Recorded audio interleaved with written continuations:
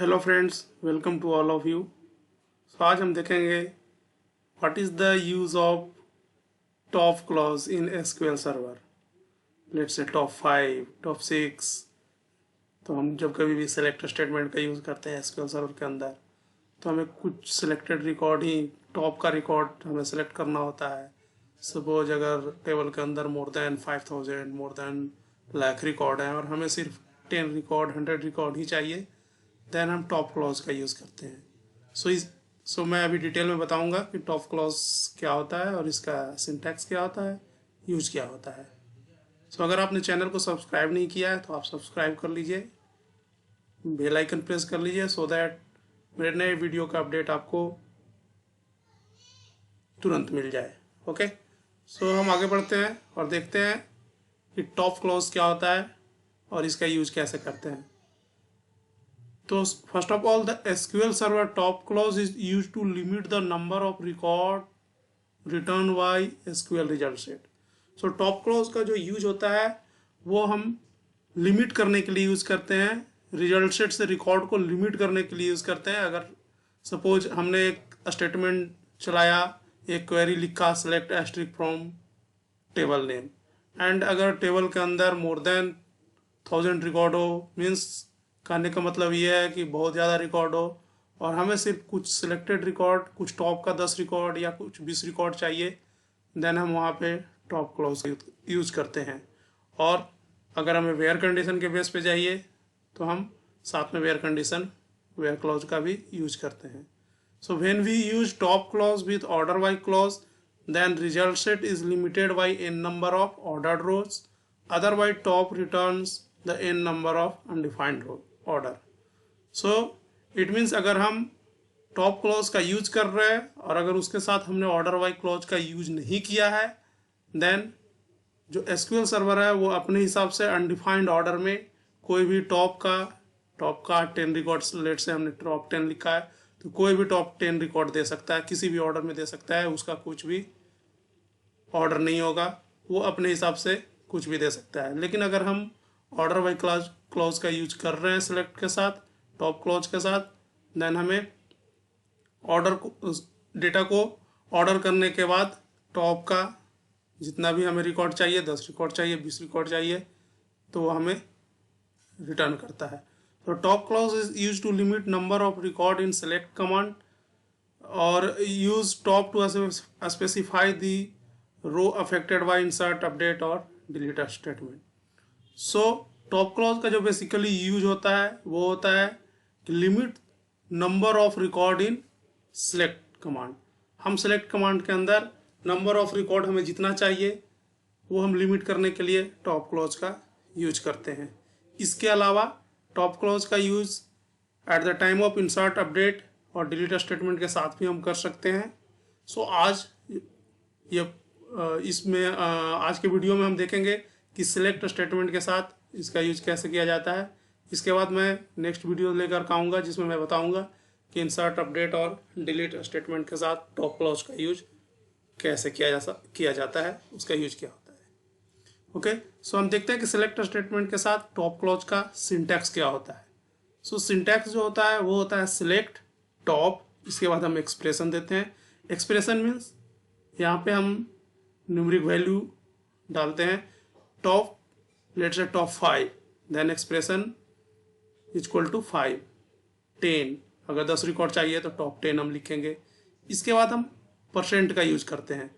अगर हम परसेंट जो है वो ऑप्शनल है, अगर हम परसेंट का यूज करते हैं, परसेंट लिखते हैं सिलेक्ट के साथ, टॉप स्टेटमेंट के टॉप क्लॉज के साथ, देन जो एक्सप्रेशन हम यहाँ पे पुट करते हैं वो टोटल नंबर ऑफ रिकॉर्ड्स जो भी टेबल के अंदर होगा उसका उतना परसेंट रिटर्न करेगा।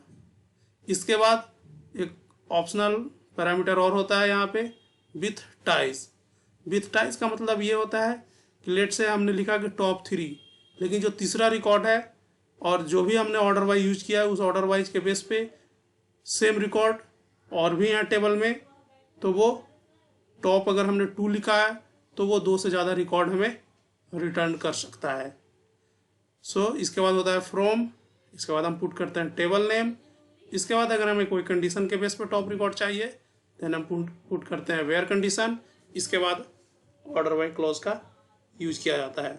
सो इसका जो सिंटेक्स होता है वो होता है सिलेक्ट टॉप एक्सप्रेशन, इसके बाद ऑप्शनल होता है percentage with ties from table name where condition, इसके बाद ऑर्डर बाय क्लॉज। चलिए हम एसक्यूएल सर्वर ओपन कर लेते हैं और एक सिंपल क्वेरी एग्जीक्यूट करके देखते हैं ये वर्क कैसे करता है टॉप क्लॉज।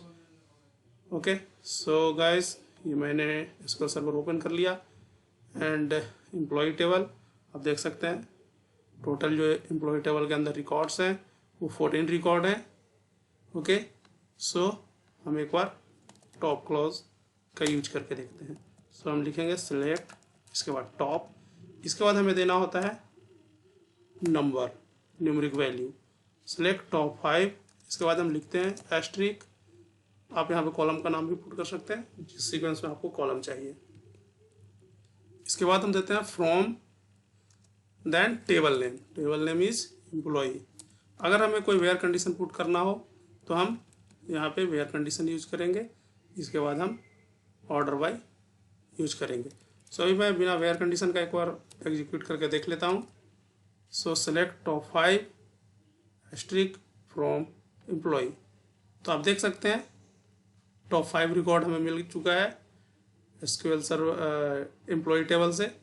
अगर हमें इसको ऑर्डर बाय में चाहिए तो हम इसे ऑर्डर बाय में ले सकते हैं। इसके लिए हम लिखेंगे order by let's say country. So ये हमें order by country data return कर देगा। तो आप देख सकते हैं ऑर्डर बाय कंट्री में सबसे टॉप पे आया जर्मनी, इसके बाद 4 रिकॉर्ड इंडिया का है। सो टॉप 5 रिकॉर्ड हमें मिल गया ऑर्डर बाय कंट्री। अगर हम परसेंटेज यूज करना चाहते हैं टॉप 5 परसेंटेज, सो हम यहाँ पे लिखेंगे परसेंट। ओके और अगर मैं इस क्वेरी को एग्जीक्यूट करूँगा तो टोटल रिकॉर्ड जितने भी थे इस टेबल में उसका 5% एक रिकॉर्ड हो रहा है, तो वो एक रिकॉर्ड रिटर्न कर दे रहा है। ओके अगर मैं इसका वैल्यू इसको चेंज कर दूँ लेट्स से 50, देन ये हमें टोटल रिकॉर्ड का 50% रिकॉर्ड रिटर्न कर देगा। टोटल रिकॉर्ड 14 था और उसका 50% टोटल 7 रिकॉर्ड रियल स्टेट में हमें मिल रहा है। ओके गाइस सो मैं यहाँ से परसेंटेज रिमूव करके एक बार एग्जीक्यूट करता हूँ और मैं ये लिखता हूँ, मैं अभी विथ टाई का यूज़ बता रहा हूँ, सही यूज़ क्या होता है। सो मैं लिख रहा हूँ टॉप 2 ऑर्डर बाय कंट्री। तो आप देख सकते हैं कि टॉप 2 ऑर्डर बाय कंट्री जब मैंने किया तो सबसे पहला रिकॉर्ड है वो जर्मनी है एंड सेकंड जो रिकॉर्ड है वो इंडिया का है। नाउ मैं यहाँ पे विथ टाई यूज करूँगा, विथ टाई। सो आप देखेंगे इसका रिजल्ट क्या होता है। तो आप देख सकते हैं मैंने लिखा था टॉप 2 बट ये टोटल 8 रिकॉर्ड रिटर्न कर रहा है। ऐसा क्यों कर रहा है? ऐसा इसलिए कर रहा है कि इसका जो सेकंड रिकॉर्ड है वही आगे कंटिन्यू हो रहा है, बिकॉज जो सेकंड रिकॉर्ड इंडिया का है, थर्ड रिकॉर्ड भी इंडिया का है, फोर्थ रिकॉर्ड भी इंडिया है। सो जब तक इंडिया का रिकॉर्ड मिलता जाएगा तब तक वो रिजल्ट स्टेट में उसे ऐड करता जाएगा। सो जब जो भी हम कॉलम का यूज करते हैं वेयर कंडीशन में, अगर उस रिकॉर्ड उस कॉलम के बेस पे जितने भी रिकॉर्ड मिलेंगे लास्ट रिकॉर्ड के बाद वो नीचे ऐड होता जाएगा। सो विथ टाई के केस में या तो 2 रिकॉर्ड रिटर्न करेगा या मोर देन 2 रिकॉर्ड भी रिटर्न कर सकता है। इसी को हम परसेंटेज के साथ भी यूज कर सकते हैं। Let's say top 10 and percent. सो आप देख सकते हैं ये भी हमें 8 रिकॉर्ड रिटर्न कर रहा है क्योंकि टोटल 14 रिकॉर्ड था और उसका 10% निकालने के बाद जो भी रोज बनते हैं उसके बाद वो विथ टाई यूज कर रहा है बिकॉज रिकॉर्ड आगे सेम होता जा रहा है। सो ये था बेसिक सिंटैक्स इसका, ये कैसे हम टॉप क्लॉज का यूज करते हैं, परसेंटेज के साथ कैसे यूज करते हैं, विथ टाइज क्या होता है और उसका यूज क्या होता है। सो अभी मैंने आर्गुमेंट एक बार क्लियर कर दिया था लेकिन मैं दोबारा से क्लियर कर दूं, जो एक्सप्रेशन होता है वो एक्सप्रेशन क्या होता है। So the number expression specified the number of row to be return. तो सपोज हमें टॉप के अंदर जितने भी रिकॉर्ड लेने होता है, टॉप 5, टॉप 10, टॉप 20, टॉप 100, तो वो हम एक्सप्रेशन में पुट करते हैं। If we specify percentage then the expression converted to float value, otherwise converted into begin.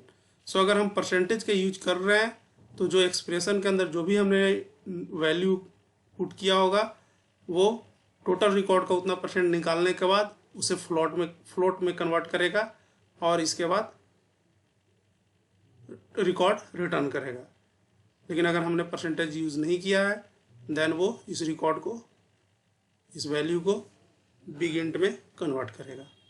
इसके बाद सेकंड है परसेंटेज। परसेंटेज क्या करता है, indicate that the specified percentage of row from result से। ये क्या करता है कि टोटल रिकॉर्ड जितने भी हैं टेबल के अंदर, सो उसका परसेंटेज इंडिकेट करता है। अगर टोटल लेट से 100 रिकॉर्ड है, अगर उसका हम परसेंट एक्सप्रेशन में 50 दे रहे हैं, इसके बाद हम परसेंटेज यूज कर रहे हैं, मीन्स वो टोटल रिकॉर्ड का 50% रिटर्न करेगा।